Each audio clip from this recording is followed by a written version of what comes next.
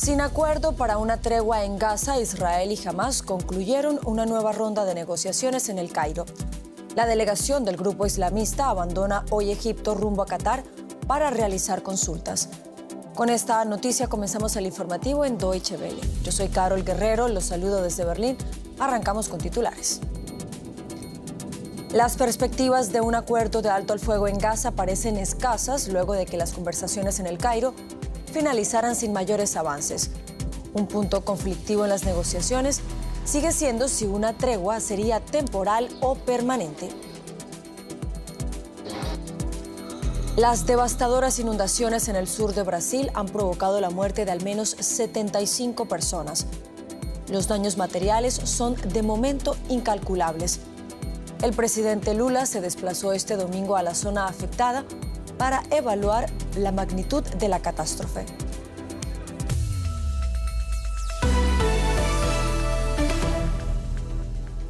Sin claros avances, ha concluido en El Cairo una nueva ronda de negociaciones para acordar una tregua en Gaza.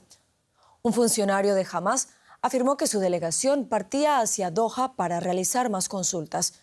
Según un medio egipcio, un grupo de negociadores regresará el martes a El Cairo para continuar las conversaciones. Mientras en Israel los familiares de los secuestrados esperan que se alcance un acuerdo que permita la liberación de sus seres queridos, en Gaza muchos esperan poder volver a sus hogares. Estos manifestantes exigen a su gobierno que siga adelante con su plan de llevar a cabo una ofensiva militar en Rafah, en el sur de Gaza.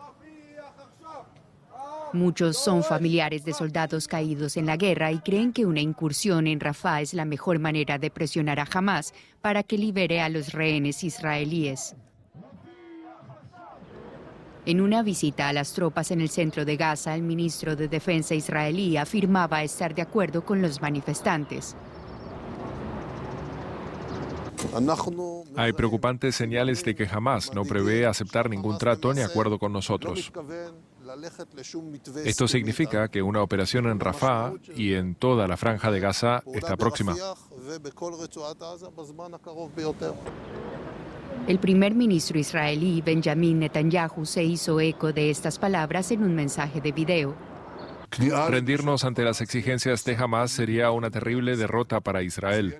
Sería una gran victoria para Hamás e Irán y para el eje del mal. Mostraría una gran debilidad ante nuestros amigos y enemigos y nos situaría más cerca de otra guerra y más lejos del próximo acuerdo de paz. La reanudación de las negociaciones para un alto el fuego han despertado las esperanzas entre muchos de los desplazados palestinos en Gaza. Hay una gran sensación de esperanza y gran expectación. Llevamos meses deseando que las negociaciones tengan éxito para que los desplazados podamos regresar a casa. Queremos que se reinstaure la estabilidad y que termine la guerra y la destrucción de la que hemos sido testigos. Un alto el fuego detendría los bombardeos y permitirá aumentar la entrada de comida y medicinas que siguen escaseando. Este abuelo ha recibido el almuerzo para los 16 miembros de su familia. Esta comida, distribuida por la ONG World Central Kitchen, es una ayuda para su supervivencia. A veces comemos pero no cenamos y a veces desayunamos pero no comemos al mediodía. Tenemos que apañarnos con lo que tenemos porque estamos en guerra. La comida que nos dan es suficiente. La compartimos entre nosotros y damos gracias a Dios. Hace mes y medio que no tenemos verduras. Algunas zonas de Gaza padecen hambruna según la ONU. Eso hace que una tregua, aunque sea temporal, sea cada vez más urgente. Y el gobierno de Benjamin Netanyahu votó este domingo a favor de prohibir en Israel la emisión del canal catarí de noticias Al Jazeera. La decisión llega luego de que el Parlamento israelí, la Knesset, aprobara una ley que permite el cierre temporal de emisoras extranjeras consideradas una amenaza para la seguridad nacional. La orden de cierre es, en principio, por un periodo renovable de 45 días. El director de Al Jazeera en Israel calificó la prohibición de peligrosa y aseguró que estaba motivada políticamente. Ampliamos ahora estas informaciones con la periodista Maya Siminovich, a quien saludamos a esta hora en Tel Aviv. Maya, buenas noches para ti. Cuéntanos, por favor, cómo se pueden interpretar las más recientes declaraciones del gobierno israelí. ¿Es esto solo una táctica para ejercer más presión sobre Hamás? ¿Cómo se ve desde ahí, Maya? Es difícil de determinar, pero Netanyahu es muy insistente en que tiene que entrar en Rafah y tiene que terminar con los 4 batallones de Hamás que quedan y liberar a los rehenes y acabar con el liderazgo palestino gazatí en Gaza. Y parece que lo dice de manera tan recurrente que no es una cosa táctica. Yo creo que en el fondo realmente es lo que desea hacer. Está además muy presionado por el lado más al flanco de la derecha del gobierno ya de derechas de Netanyahu, por los ministros de 2 partidos nacionalistas religiosos que lo que quieren es una operación terrestre como la que hubo al principio de la guerra en Rafah. Entonces, eso es parte de sus declaraciones. No tanto me parece una cosa táctica, me parece más bien un deseo. Maya, mencionábamos también que el gabinete que lidera el primer ministro Benjamín Netanyahu ordenó el cierre del canal catarí Al Jazeera allí en Israel. ¿Por qué están dando este paso ahora? Sí, es una buena pregunta. Parece también todo parte de un mismo movimiento en el que no se está buscando templar los ánimos, sino tal vez acrecentarlos. En Qatar está el liderazgo en el exilio de Gaza. Los líderes de Hamás están en Qatar, los que no están en Gaza. Y Qatar además es un mediador, está en un lugar muy peligroso y muy conflictivo. Y Al Jazeera es de Qatar. Tal vez sea un movimiento del gobierno israelí que hace muchos meses que amenaza con llevar a cabo este paso para que Qatar presione a Hamás y que ceda más en las negociaciones que están teniendo lugar ahora en el Cairo. Esa sería una especulación. Parece que sería de hecho lo único posible. El por qué hacerlo en este momento tan delicado en el que Qatar es sumamente necesario en estas negociaciones. Pues seguiremos muy atentos a lo que ocurra allí. Maya Siminovich en Tel Aviv, gracias por estas informaciones. Gracias, Caro. Y las autoridades israelíes cerraron el paso fronterizo de Kerem Shalom en el sur de la Franja de Gaza tras un ataque de las brigadas Al-Qassam. Este causó la muerte de 3 soldados israelíes. Estas imágenes del ejército israelí mostrarían el lanzamiento de cohetes contra el paso fronterizo. El brazo armado de Hamás reivindicó el ataque señalando que su objetivo había sido un destacamento israelí en el lugar. El paso de Kerem Shalom se utiliza para la entrada de ayuda humanitaria en Gaza. Y venimos aquí a Alemania para hablar de las novedades en el caso del ataque contra el eurodiputado socialdemócrata alemán Matthias Ecke, ingresado en estado grave en un hospital. Este domingo, uno de los atacantes se entregó voluntariamente a la policía y confesó la agresión. Se trata de un joven de 17 años que acudió la pasada madrugada a una comisaría acompañado por su madre. Ecke fue atacado el viernes por 4 jóvenes cuando colocaba propaganda electoral en Dresde para los comicios europeos. Sufrió tal paliza que ingresó grave en un hospital. El agresor, confeso, quedó libre en libertad al no existir peligro de fuga y declarará este lunes ante un juez. El Partido Socialdemócrata condenó duramente este ataque calificado como ultraderechista. Ampliamos informaciones con nuestra analista política Úrsula Moreno, a quien saludamos a esta hora aquí en Berlín. Úrsula, buenas noches. ¿Qué más se sabe de los agresores y del estado de salud del eurodiputado Ecke? Buenas noches, Carol. Pues de Matthias Ecke sabemos que tuvo que ser operado hoy por las contusiones que ha sufrido en la cara, concretamente por un corte en el ojo, roturas en el pómulo. Y de los agresores sabemos que eran varios encapuchados los que agredieron al político socialdemócrata después de insultarlo, y uno de ellos, lo comentabas, menor de edad, se entregó hoy.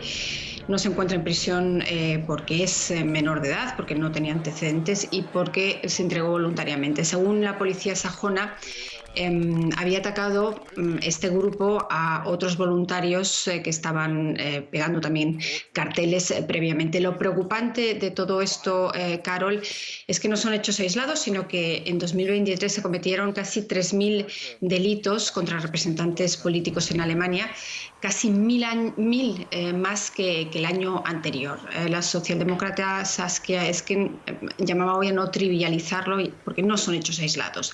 Tampoco son solo los socialdemócratas los que son objeto de ataques. Los verdes, el Partido de los Verdes, han sido objeto de agresiones, el vicecanciller Robert Habeck, entre otros. Y el problema no lo tienen tanto los políticos de primera línea, que al fin y al cabo tienen seguridad, tienen guardaespaldas, sino todos estos políticos locales que pueden ser agredidos haciendo algo tan banal quizás como pegar unos carteles electorales. Según datos que hemos obtenido del Bundestag, los políticos que más agresiones han sufrido han sido los verdes en estos últimos meses, Carol.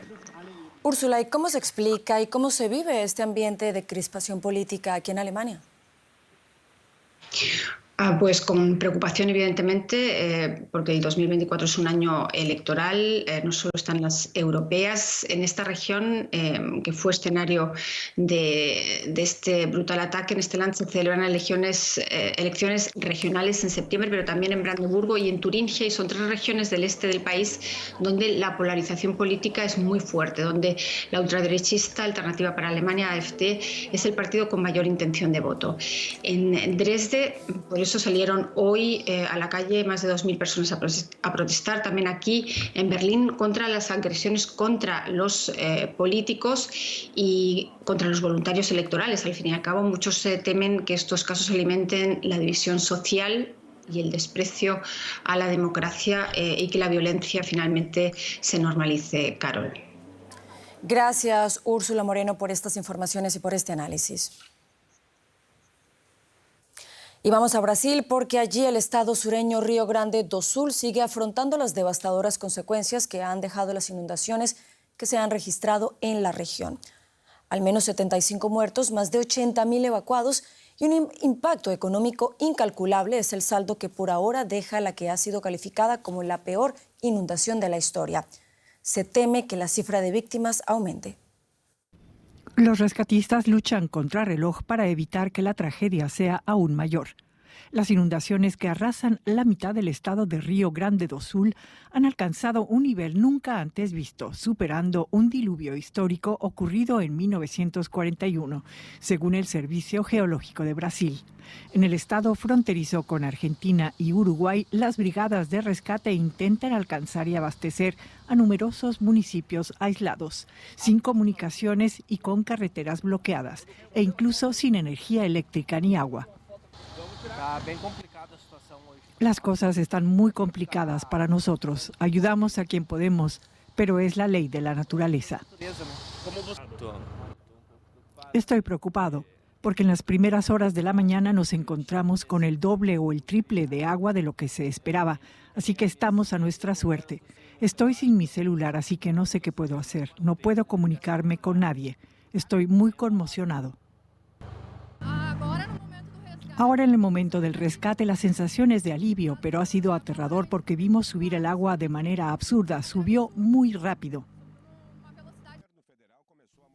El nivel de río Guaíba, cuyo torrente inundó el centro histórico de la capital Porto Alegre, volvió a subir marcando 5,30 metros, el mayor nivel de su historia. El presidente de Brasil, Luis Inácio Lula da Silva, sobrevoló este domingo la zona devastada para dar seguimiento a la respuesta a la emergencia. Más de 3.000 militares, bomberos y brigadistas trabajan en el rescate de personas aisladas y en la búsqueda de desaparecidos en el estado de 11 millones de habitantes. Es imposible discutir el tema climático sin traer a la ministra del Medio Ambiente, quien se ha comprometido a presentar un plan para prevenir accidentes climáticos. Necesitamos dejar de perseguir la desgracia. Necesitamos ver de antemano qué desgracia podría pasar. El sur de Brasil ha sufrido en el último año una serie de eventos climáticos extremos asociados al fenómeno de El Niño, que provoca un aumento de las precipitaciones en esta región del país. Las autoridades prevén que las inundaciones continuarán durante varios días más.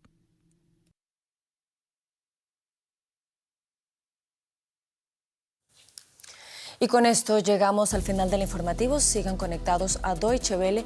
Yo los espero en menos de 2 horas con más informaciones. Recuerden que también nos pueden seguir en las redes sociales.